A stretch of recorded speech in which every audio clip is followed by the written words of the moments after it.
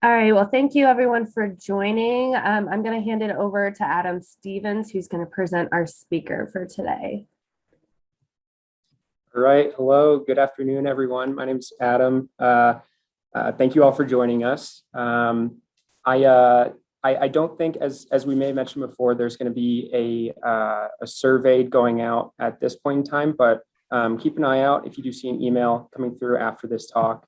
That's really helpful for us to figure out some topics of interest. And for instance, today's topic was brought to you by some of those survey responses. So anything you can do to help provide some feedback would be really helpful in identifying some future topics. So today I'm really excited to introduce Dr. Cindy O'Brien.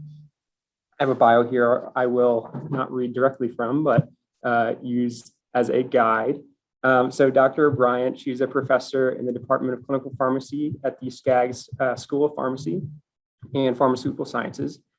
Since her appointment, she has been involved in the teaching, research, clinical research, and service missions of the School of Pharmacy. She's all over campus. She teaches and coordinates oncology and research courses within the school's doctor of pharmacy programs and the graduate school degree programs.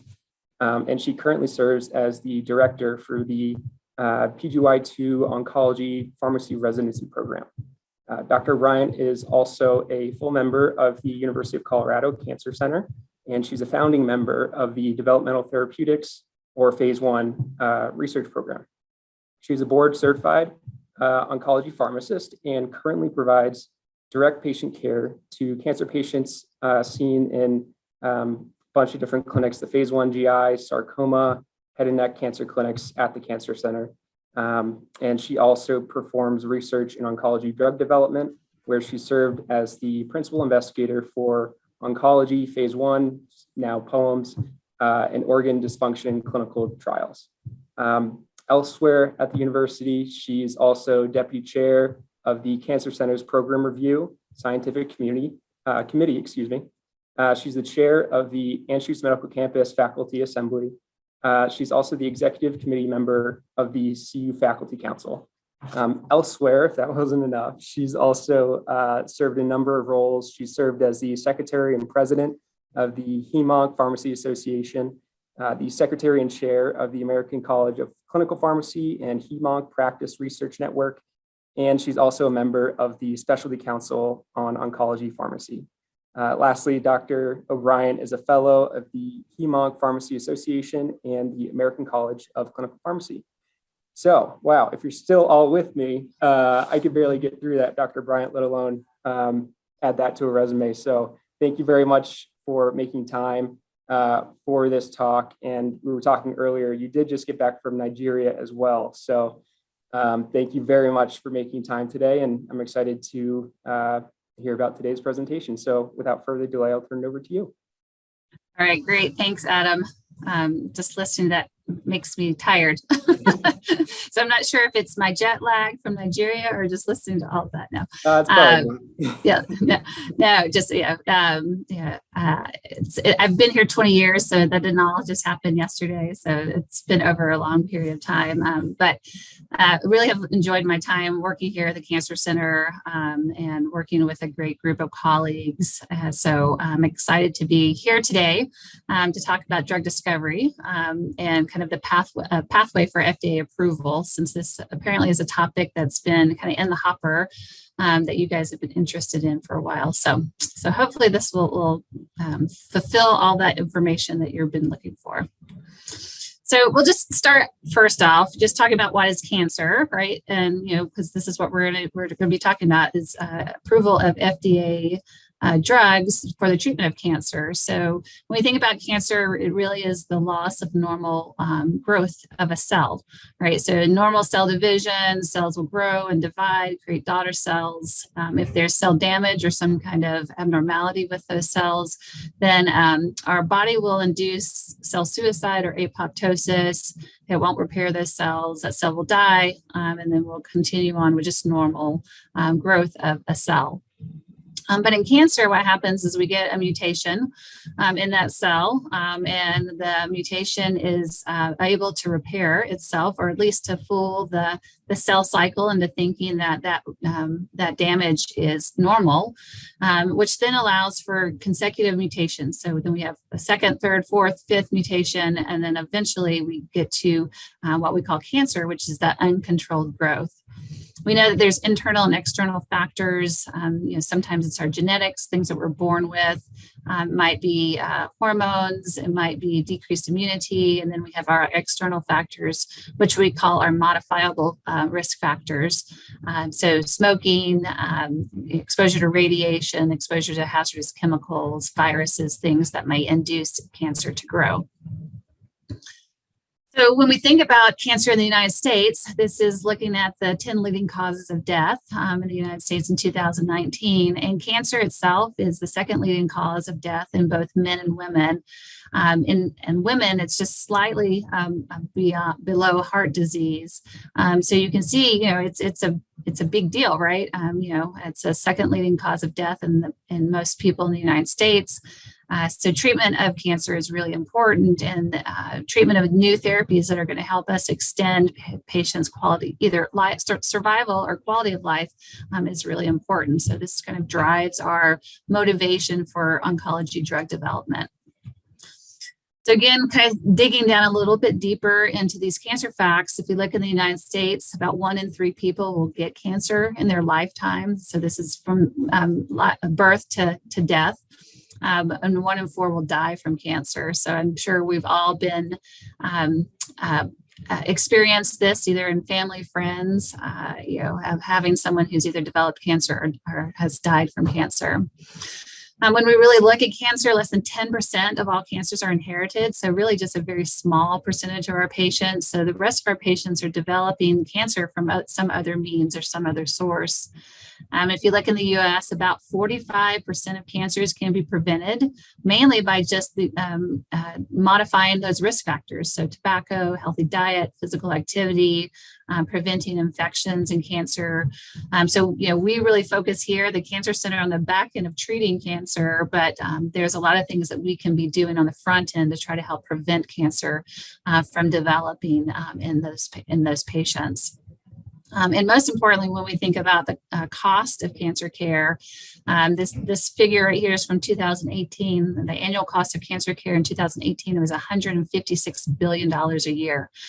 So it is something that's very costly. If we can do things to prevent cancer on the front end, that's extremely important. And then when we think about drug therapy on the back end, if we can be doing things that are fiscally responsible in addition to efficacious, those are the things that we should be focusing on. So when we look at current anti-cancer treatments, we know that we have surgery. Surgery is the best way to cure cancer. If we can go in and cut that tumor out, take everything with it, hopefully that cancer will not grow back. We have the ability to use radiation, which can kill rapidly dividing cells, similar to what chemotherapy does, but through a different mechanism. Then we have our chemotherapy, which kills rapidly dividing cells, typically through cell cycle mechanisms.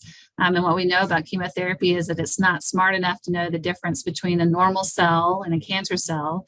That's the reason why we see a lot of toxicity associated with our chemotherapy agents. There's hormone therapy for hormone-driven cancers, such as breast and prostate cancer. And we know that these inhibit the growth and survival of those cells. And ultimately, when we really think about it, these were our first really targeted therapies in cancer. Over the course of time, and as we've learned more about cancer biology, we've been able to develop targeted therapy drugs, so specific drugs that are created to inhibit very important intracellular processes or pathways that are required for tumor growth. So really trying to get to the root of what's causing the cancer versus the chemotherapy, which is just killing rapidly dividing cells. And then lastly, and more recently, we have our immunotherapy, where we've been able to learn how to begin to harness the immune system to really attack tumor cells. As we know early on, our immune system plays a big role in controlling cancer, but eventually cancer finds ways to overcome or hide from the immune system. So through these immunotherapies, we're able to reinstitute that recognition of those tumor cells by the immune system. So now that we kind of know a little bit about cancer and the cancer treatments and the importance of cancer drug approvals, let's talk a little bit about the process. So we have the FDA drug approval process. So FDA is the U.S. Food and Drug Administration. It is part of the Department of Health and Human Services. It was created by Congress. Really because of the unsafe practices of drugs being marketed. So, if you go back to the early 1900s, patients could peddle drugs on the street corner. There was no justification of efficacy or look at safety of these medications. And because that, Congress really enacted this, the development of the Food and Drug Administration. And they are charged to evaluate all prescription drugs seeking marketing in the United States, and even some over-the-counter drugs. They also will monitor from a supplement standpoint. With FDA, there's, it is federal government, so there's a lot of bureaucracy. So there's federal laws and regulations that have been developed to govern the activities of the FDA. And when we think about regulation of this process, so there's agencies that regulate the overall approval process. So of course, the FDA is one of them. But then within the FDA, there's two primary centers that really do the majority of the work during this FDA approval process. So there's the Center for Drug Evaluation and Research, or CDER. So those are this is the group that really oversees most of our small molecule oral formulation type tablets for oncology. And then we have our Center for Biological Evaluation and Research, or CBER. And this group really oversees the process of the development of monoclonal antibodies, cellular therapies such as CAR T, vaccines, those types of things. So we have these two main centers within the FDA. Who conducts this research that's part of the drug development process? Well, that's really our National Institutes of Health, our National Cancer Institute, so the NIH, NCI. And we have cooperative groups, for example, SWOG, which we do a lot of trials here at our cancer center, but there's other groups across the country outside of just SWOG. A pharmaceutical industry, which we know very well because many of our trials are sponsored by the pharmaceutical industry. And then we have our own investigator-initiated trials that can be done. So this is a infographic from the FDA that kind of nicely begins to talk about the drug approval process. So you can see there's really 4 phases here. There's a preclinical phase, a clinical phase, which is where we live for the most part, but we do have preclinical work being done on our campus. And then there's an NDA review, which is a new drug application review, and we'll talk about that a little bit as we go through the process. And then a post-marketing portion of this whole process. So we're going to talk about each step as we go through talking about FDA drug approval for these oncology drugs. So when we think about drug development and the FDA and their responsibilities in this process, they have focal meeting points with sponsors who are developing these drugs and bringing them to market. So you can see here, the FDA will meet with these sponsors at least 4 times. So this is the minimum, at least 4 times during this process. So they'll meet early on in the pre-investigational new drug application, or IND application. Generally here, they'll have a teleconference, a face-to-face meeting, or in some cases, they may not meet with them at all. But really during this phase 1 design, and we'll talk about this, they're really focusing on safety. They'll meet again at the end of a phase 1 clinical trial before going into the phase 2, a portion of the drug development process. So they can either do teleconference or face-to-face meetings. They'll meet again at the end of the phase 2 before they go to phase 3. That is always a face-to-face meeting, as the likelihood of a drug making it to market really increases if we can get to a phase 3 trial. And then they'll meet at the pre-NDA, so that new drug application. So that's after the phase 3 trial, prior to the sponsor submitting all the paperwork to formally have a drug reviewed for approval. So the FDA does work quite closely with these sponsors in the process of drug development. So putting this all together and looking at the whole process from start to finish, you can see that it takes a long time for drugs to be developed. So if we look at the bottom here, over time, for preclinical research can take anywhere from 3 to 6 years, maybe 10 years, maybe even 15 years in some cases. Then we go to the clinical research portion, which can be, 6 to 7 years. And I would say that's quite optimal. Sometimes it's even closer to 10 years. And then there's the phase 4 post-marketing, which really has no time limit to it. And we'll talk a little bit about that. You can also see here just the process of eliminating candidates or compounds in this drug approval process. So again, at the very bottom of this infographic here, you can see we start out with tens of thousands of compounds that are being screened and looked at for potential new drugs. As we go through the screen those compounds, it gets narrowed down to a smaller amount that actually gets some preclinical research done to it, even smaller number that goes into clinical research, and then a smaller number that gets FDA approved. So you can see, looking here, just the timeline and the number of compounds. This is a very intensive process to get one drug to market through the FDA approval process.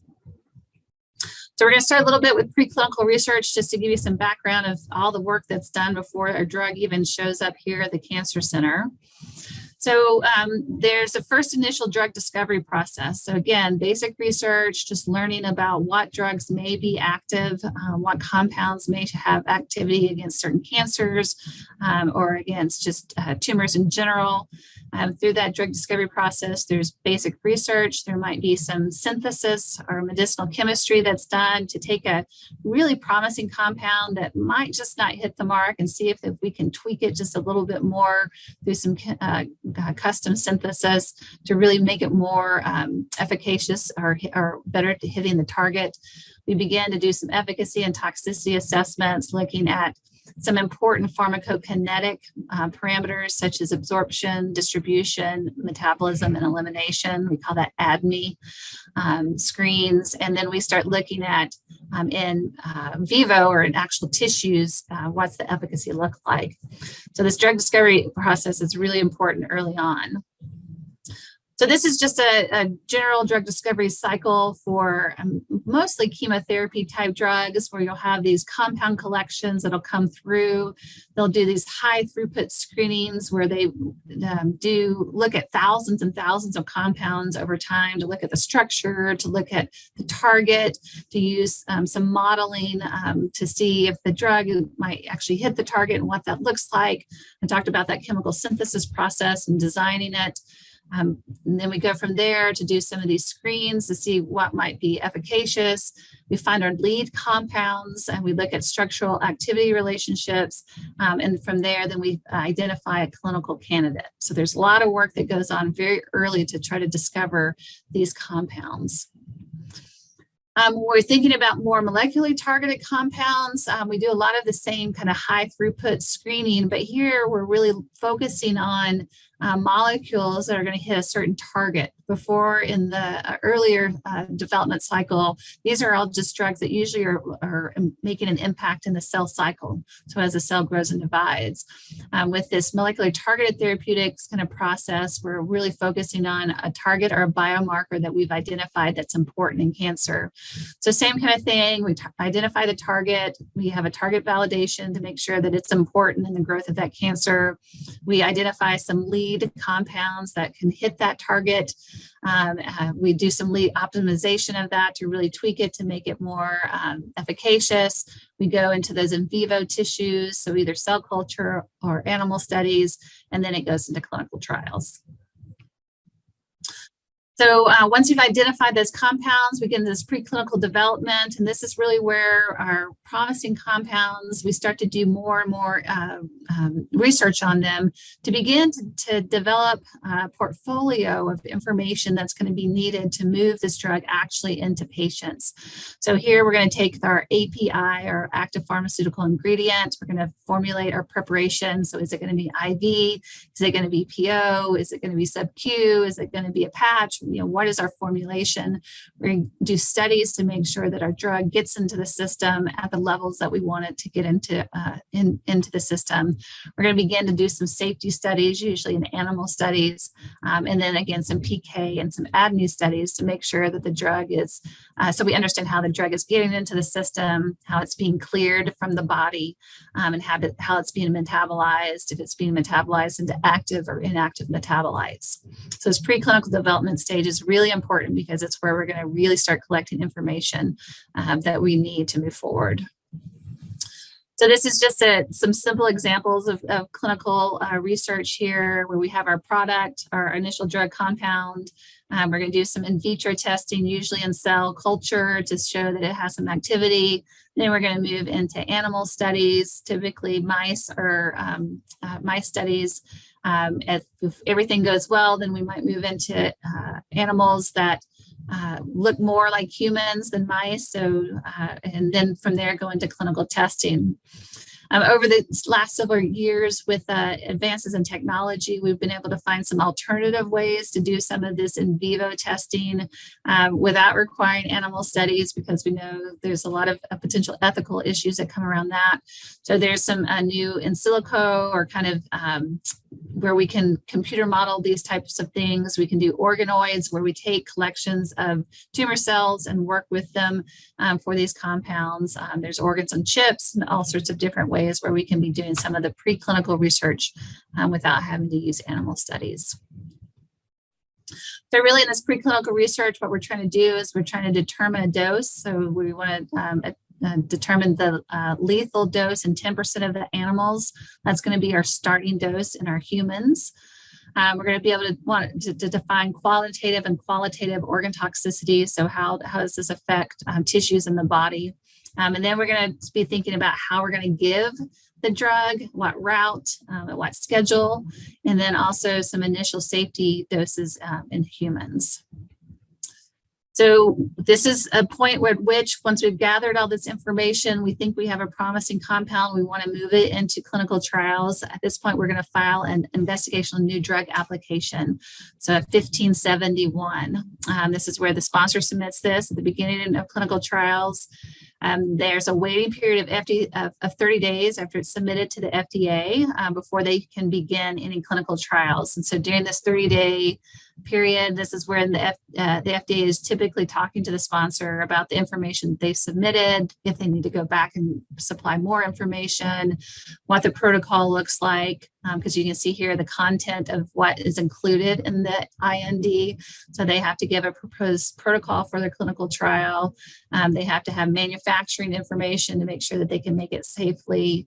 If there's any previous clinical trial information from a prior compound, and they have to present that. So this is a really important process that has to be done to begin moving into the clinical trial process. So what the FDA does is they really are reviewing this IND to ensure proposed studies don't place people at an unreasonable risk of harm, and then make sure that these studies have accurate and adequate informed consent and human subject protection.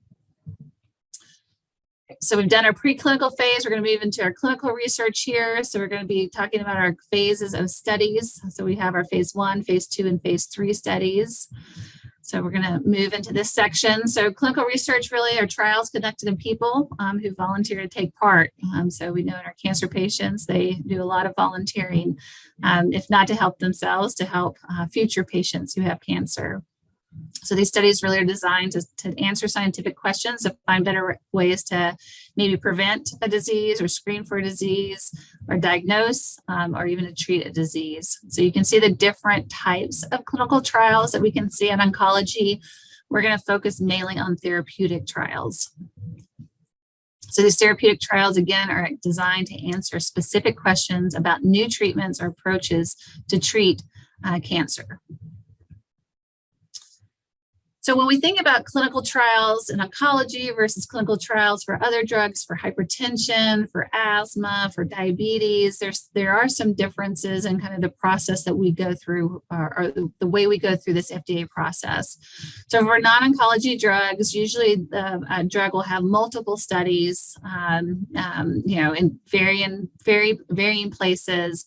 These studies are typically quite large. For a hypertension study, they may have 5,000-10,000 patients in a trial. They're generally placebo-controlled, so the patients may be getting either the active drug or an inert placebo. They're generally double-blinded, and then they have a really highly significant p-values of less than 0.001. Oncology trials, on the other hand, are a little bit different. We're not always going to require multiple trials of a drug being done in breast cancer before we can say that it can be approved.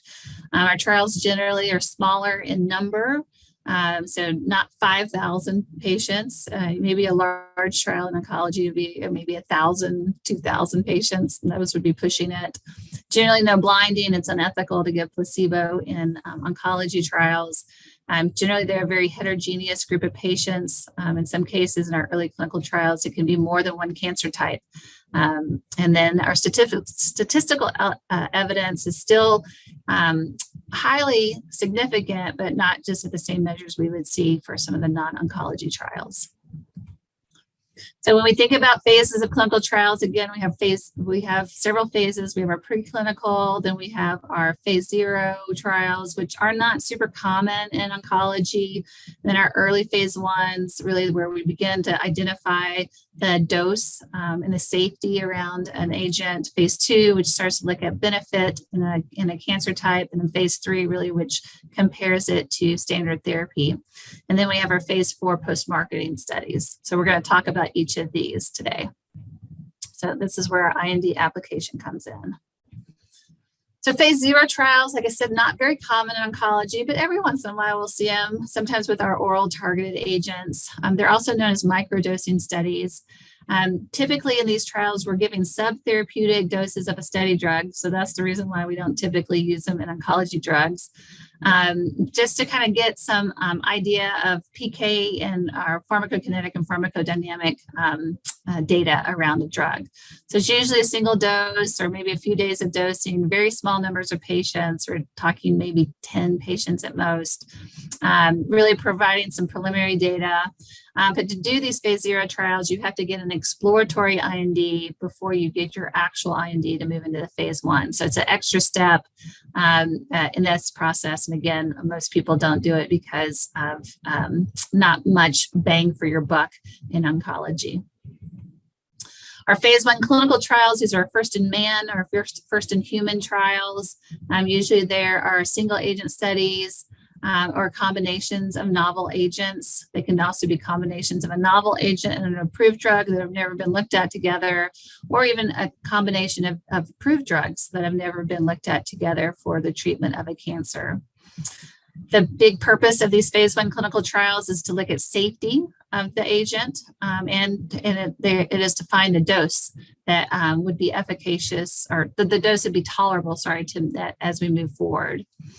These phase 1 clinical trials, again, usually enroll a small number of patients. So most phase 1 clinical trials usually enroll 20, maybe 15 at the low end, and maybe even as high as 100 in some cases, but most of them are usually between 20 and 40 if they are true phase 1 clinical trials. The objectives, again, like I said, are really to find safety. So looking at drug-related toxicities and to determine the pharmacology, pharmacokinetics, and maximum tolerated dose of drug in these trials. So we're doing a lot of blood draws to look at pharmacokinetics. We're doing a lot of observation of toxicities in these patients. We're doing scans to look at some objective responses. But therapeutic activity is not the primary objective of this trial. It's really to look at the safety and the tolerability of a drug in this setting. Patients who are typically on phase 1 trials are patients who have a confirmed diagnosis of cancer, usually solid tumors, or they could have hematologic malignancies who have failed conventional therapies or standard therapies. So it's unethical to put a patient who has a breast cancer who's never received standard therapy on a phase 1 clinical trial up front. Now, once they've exhausted all those therapies, we can put them on. The other patient population who would be candidate for a phase 1 clinical trial are patients who we don't know what the standard of care is because there's so few tumor types of that, or people who have that type of cancer, that we have no idea what is reasonable therapy for them. So definitions, or MTD is usually a 1 dose level between our dose-limiting toxicities. Dose-limiting toxicities are defined as the dose at which 2/3 of patient experience a serious or life-threatening toxicity. So that MTD is usually 1 dose level below that dose-limiting toxicity, and it can sometimes also be called the recommended phase 2 dose. Typically in a phase 1 trial, once we reach that MTD, we'll do some further verification that that is truly a good dose to move forward into a phase 2 trial by enrolling some additional patients at the MTD dose, just again to verify its safety and tolerability. So this is just a common design for phase 1 trials. It's a 3+3 design where we enter patients and doing dose escalation, because we're going to start at a very low dose, the lethal dose, a 10% lethal dose, and usually these are preclinical trials. And then we're going to be doing dose escalation to elevate that dose at different percentages depending upon your study design, to determine at what dose can we get to in dose escalation to determine MTD. Now, in some of our biological trials, we don't ever get to MTD because they don't have serious life-threatening toxicities. So in those cases, we would be looking at our biologically tolerated dose, or financially tolerated dose in some cases. But we would be looking at what dose do we need to hit our target or to show the response that we are looking for. So moving on to our phase 2 clinical trials, once the intervention is found to be safe in our phase 1 trial, it's going to move on to our phase 2 trial. Not all drugs make it out of phase 1, so sometimes they don't reach that safety and tolerability endpoint. And so in our phase 2 clinical trials, our starting dose is going to be our MTD from our phase 1 trials. Now, these trials are usually a much larger, so anywhere from 100 to maybe even 500 patients. They're really developed to determine safety and efficacy. So these trials tend to be in specific cancer types. Our phase 1 trials tend to be all comers. So it doesn't have to be a certain cancer type. It can be a patient with breast cancer and colon cancer and ovarian cancer all in one trial. When we get to phase 2 clinical trials, it's typically in a specific cancer type, really beginning to understand the safety of the drug and efficacy of the drug in that specific cancer type. These can be single arm or randomized controlled studies. So it can be everyone entering the trial is just getting one, just the study drug, nothing else, or we can have them getting randomized, the study drug, or even maybe standard of care in this, or maybe placebo, depending upon what type of therapy we're talking about. For these patients who would enroll into a phase 2 clinical trial, these participants may or may not have been previously treated with standard therapy. So in some cases, we might have standard therapy again versus standard therapy plus the study drug. So we can allow those patients to be or enter into this trial early on in their treatment. If a lot of times these patients will, if they can come on, if they've been have had prior treatments, we'll be looking at what those prior treatments are to see if it would be appropriate for them to enter into this trial. So these are just some examples of some phase 2 trial designs. So, looking at our, do we have a single arm design? Do we have a randomized design? What are our endpoints here? Are we looking at response, which would be tumor shrinkage, right? Or a progression-free survival here. So again, we're going to be looking at some of those efficacy type endpoints, not just safety and tolerability endpoints. If we have biomarkers, we might also be looking at biomarkers to see maybe collecting tissue from tumors or surrogate markers from blood to see if our drug is actually hitting its mark or biomarker. So these phase 2 clinical trials really are going to show response, and that's what we hope to see. It can help us determine whether or not a new agent can move forward into a phase 3 clinical trial where we're going to compare it to standard of therapy in a much larger, definitely randomized study design. These trials, again, are going to continue to assess the safety in our patients because sometimes as we get them into larger patient populations, some safety signals that we might have seen in smaller populations will begin to emerge. So that's really important. And when we think about the trial process, or this drug development process, only about 1/3 of these drugs, experimental drugs, will successfully complete both phase 1 and phase 2. So again, really narrowing down the candidate compounds that are reached toward approval. We look at our phase 3 clinical trials. So these are our much, much larger trials where we are really looking to provide more understanding of effectiveness, the benefit of the drug, and even, again, safety. So safety really stays as a constant through this drug approval process. So here we'll see hundreds to thousands of patients being enrolled into these phase 1 or phase 3 clinical trials. And then they are randomized to assignment. So typically it is randomized to study drug plus standard of care versus standard of care. In some cases, if we can do a double blind kind of enrollment, we will, where we don't know which treatment patients are getting. But in some cases, we don't do that, but that's kind of the gold standard. Here, we're going to really try to evaluate the superiority or the equivalence. So our study designs can either be designed to show that the study drug is better than the standard of care, or that it's the same or no different than the standard of care. And when the sponsors are able to complete these trials, this is when they can think about applying for FDA approval. So just thinking about those randomized clinical trials, like I said, is the gold standard, is the comparison of 2 treatment options.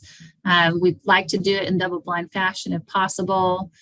We really try to randomize patients to treatment assignment. And as we randomize them, we try to make sure that the 2 treatment groups look as similar as possible, looking at patient characteristics and tumor characteristics and previous treatment characteristics. You really want to balance out those 2 arms so that we're trying to compare apples to apples as much as possible.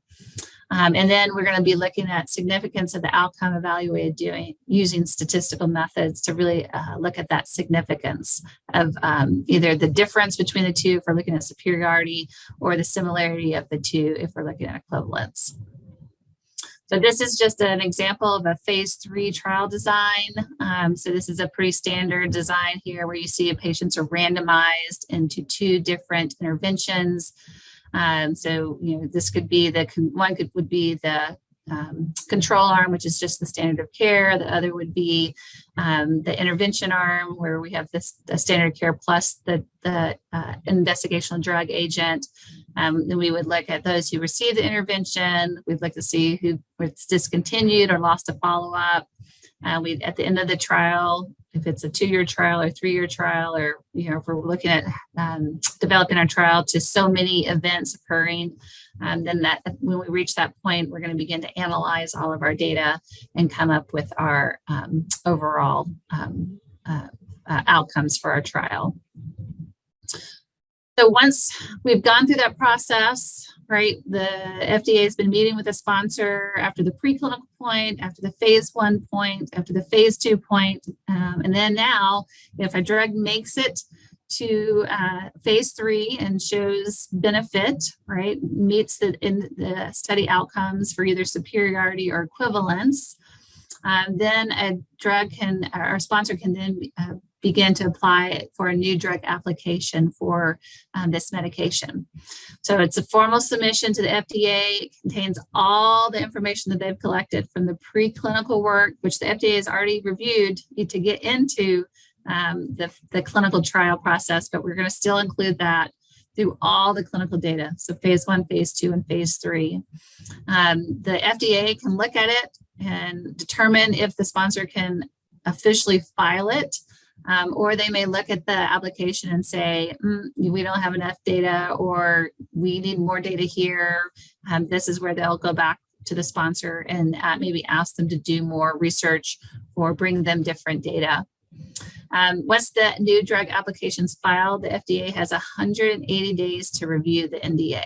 All right, so not a short time period. It can be quite a while for a sponsor to hear back from the FDA.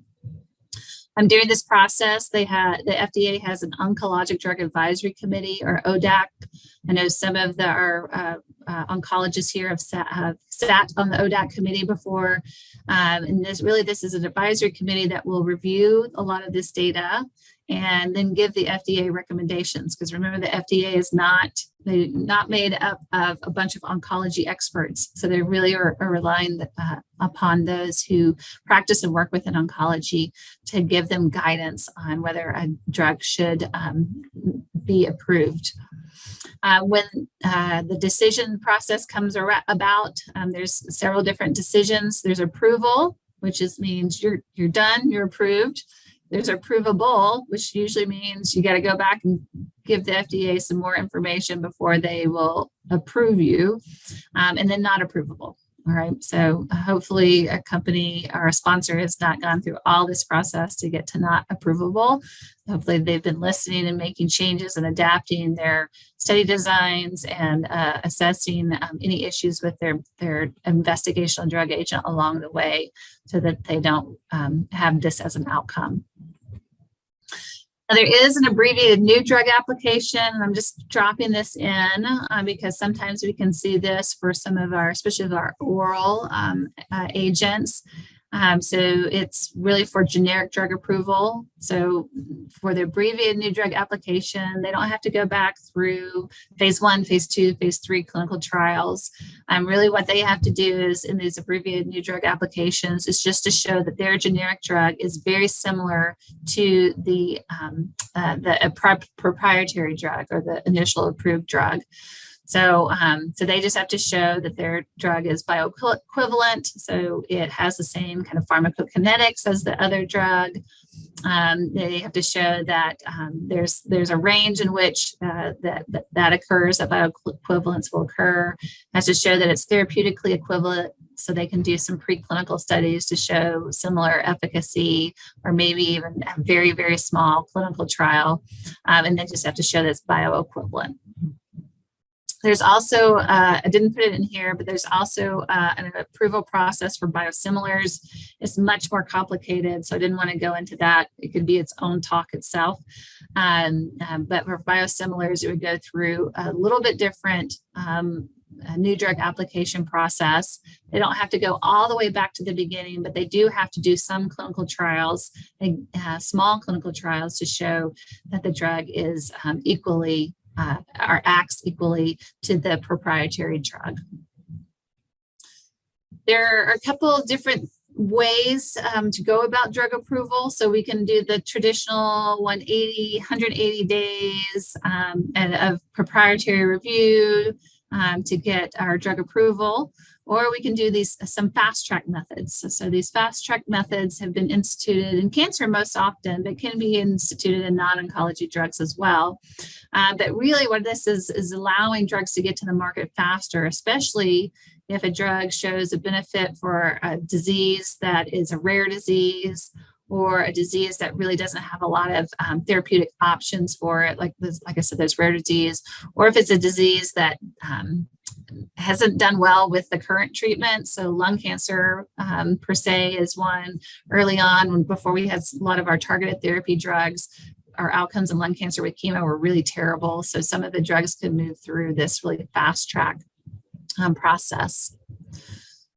So there's a couple of different ways for faster approval that a sponsor may be able to go through. So there's expedited review. So expedited review is approval based on phase 2 data. which means they don't have to show phase 3 data at the time of submitting a new drug application. So imatinib for our chronic myelogenous leukemia is an example of this. It had such great outcomes at the end of its phase 2 data, or phase 2 trials, that the FDA approved it at that point. Now, it doesn't mean that our drugs don't have to go through phase 3 trials. That just means it gets approved initially on a phase 2 trial, and its full approval is contingent upon completion of a phase 3 trial. So there are some cases where expedited review drugs have been approved on phase 2 data. They've gone into phase 3 trials, they've not shown benefit, and then they've lost their approval. Bevacizumab in ovarian cancer is an example of that. There's an accelerated approval process, and this is where it's approved on a surrogate endpoint after a phase 3 trial. So a surrogate endpoint would, our typical endpoint would be survival for a phase 3 trial. So overall survival, progression-free survival, but a surrogate endpoint might be response rates. So early on, they're seeing really great response rates. They are seeing these that are better than what's current therapy. And so instead of waiting until the 2, 3, 5 years for that survival data to come in, a drug could receive accelerated approval. So irinotecan and bicalutamide and docetaxel all received accelerated approval for overall response rates before the survival data came in to show that it did have ultimate survival benefit. And then there's a fast track approval process. So it's where drugs that are really filing in an unmet medical need category. This accelerates the IND process, so they don't have to do quite as much upfront. And then they can get into the early clinical trial, phase 1, phase 2, phase 3, and get moving. So arsenic for acute promyelocytic leukemia was one where we did have a lot of great therapies. Some of that early preclinical work really showed benefit, and so it was able to be fast-tracked through. And then we have our typical priority review. So our phase 4 post-marketing trials, this is where once a drug receives FDA approval, it goes through some marketing stuff and then actually gets out onto the market and into human beings that are not clinical trial subjects. So patients with cancer. So this is where we call our real-world data. That's coming from. So in our clinical trials, we have very strict, inclusion, exclusion criteria for our patients. So not always are these drugs being tested in patients who have poor liver function or poor renal function, who are overweight or who have other comorbidities, because we screen a lot of those out during our clinical trial process and that drug development time period. So this is where we get our real world data in these post-marketing trials. So these trials really start immediately after marketing. So once the drug's released to the market, patients can start taking the medications. The sponsors are required to really be collecting this data and overseeing this data. And they have to submit periodic safety updates to the FDA as their drug continues to be on the market. There's no fixed duration or patient population. So these post-marketing trials can be as long as the drug's on the market or as long as it's on patent. It can be in any population, typically in the population that it was approved for, so a specific cancer type. And the goal really here is to monitor long-term effectiveness and impact of quality of life. And actually, we also use this post-marketing data to look at cost effectiveness for drugs and treatment. So during this time, we're really looking at reporting adverse drug reactions. So these studies will help detect rare adverse drug events. So an example of this was ponatinib, which is a BCR-ABL inhibitor that's used in the treatment of chronic myelogenous leukemia. As the drug went out into the market, and we began to see arterial occlusion, so clotting in major arteries that was not seen in the clinical trials. Drug got pulled from the market. The FDA had evaluated it, had to look at it. The sponsor had to go back and look at data. They had to do some manipulation, some education of how the drug could be used and how it should be monitored before it was able to come back onto the market safely. So we're looking at rare adverse drug reactions, drug-drug interactions, and even sometimes new uses for drugs. How these adverse drug reactions are reported is through the FDA MedWatch, which is a voluntary system to report So as pharmacists, nursing, PRAs, things like this, we can do a lot of, anybody can report to MedWatch. There's no criteria of who can do that. And then like I said, what can happen with this, it can result in medication label changes, healthcare provider education, and in some cases, drugs have been taken off the market because of the adverse drug reactions that have been found in this post-marketing period. So with that, I think I'm at my time. So I'm going to stop there. Hopefully this has been helpful to kind of see the whole drug approval process from start to finish. Think about where you are involved in the clinical trial piece. And the importance of the data that you're collecting and the work that you're doing as we begin to further elucidate new drugs for the treatment of cancer that are improving patients' quality of life, that are improving their survival. So hopefully this has been helpful today. Thank you, Dr. O'Brien. That was a really great presentation. If anyone has any questions, please feel free to unmute yourself or you can put it in the chat.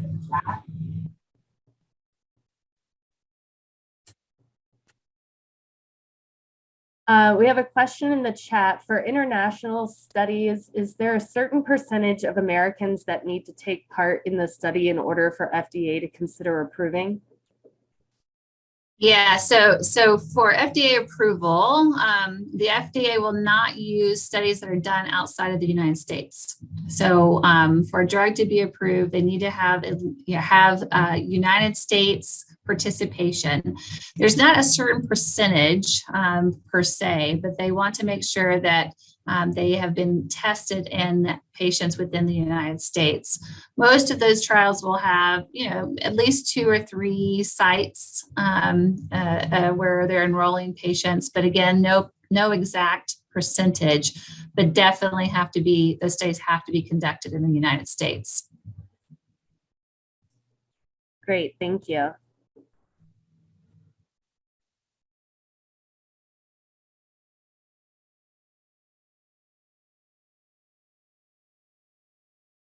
Are there any other questions? I've got one, Dr. O'Brien. First of all, thank you for the talk. That was great. I'm wondering for the last piece, the phase 4 sort of long-term monitoring. You mentioned MedWatch, that's a voluntary program. Is the thinking there is that most of the side effects would have been caught before? Do you think that is a good system, it being voluntary, or should there be some more systematic review, chart review, something like that? Yeah. So that's a great question. MedWatch, I think is a great system because it allows us to really capture information. And it's voluntary because there's always concern when you report adverse drug events, right? That it may not only be tied to the drug itself and the toxicity of the drug, right? It could be they gave the medication the wrong way, or they gave it to the wrong person, right, with the wrong type of cancer. So they do this voluntarily just to make sure that if there were any other pieces of the process that came along with that, there's no retribution to the people who are reporting. Right. And so that's really important, I think, because, anytime there might be a negative connotation to reporting something, people are not going to report. Right. So we don't want underreporting in that case because of the potential for liability. So I think it's a great system. Is it the best way to really capture and collect this data? No, because there's probably times where things happen and people probably are too busy to file a report, or they don't know how to file a report, or add to the laundry list of reasons why people may or may not file a MedWatch report. So do we truly get a really comprehensive understanding of how a drug really looks when it gets out into human, patients outside of a clinical trial setting? I think, if there was another way to do it, that would be great. But I think that process would probably be too stringent because once you get it out into into the entire patient population, right, it becomes very hard to put parameters around, what data points are you looking for? What data points are you collecting? How are you going to collect them? How are you going to get that information back to the FDA or to the sponsor? So while it's not a perfect system, I think it's probably the best system that we have to really begin to track adverse drug events and these medications when they get into the bigger patient population, and it has been successful, right? We've seen examples of where there's been enough drug reporting through MedWatch, error reporting or ADR reporting through MedWatch, where we're able to identify issues with drugs. And, to the point where we're pulling them off the market, we're going back and looking at safety, looking at patient, really what patient population should we put them in. So, like I said, maybe not optimal, but it does work. And doing it another way may or may not be all that realistic. That makes sense. Yeah, I hadn't thought about the potential liability or the other side of the voluntary reporting. And yeah, the fact that it does work, drugs have been pulled, that makes sense. So thank you. You're welcome. Other questions?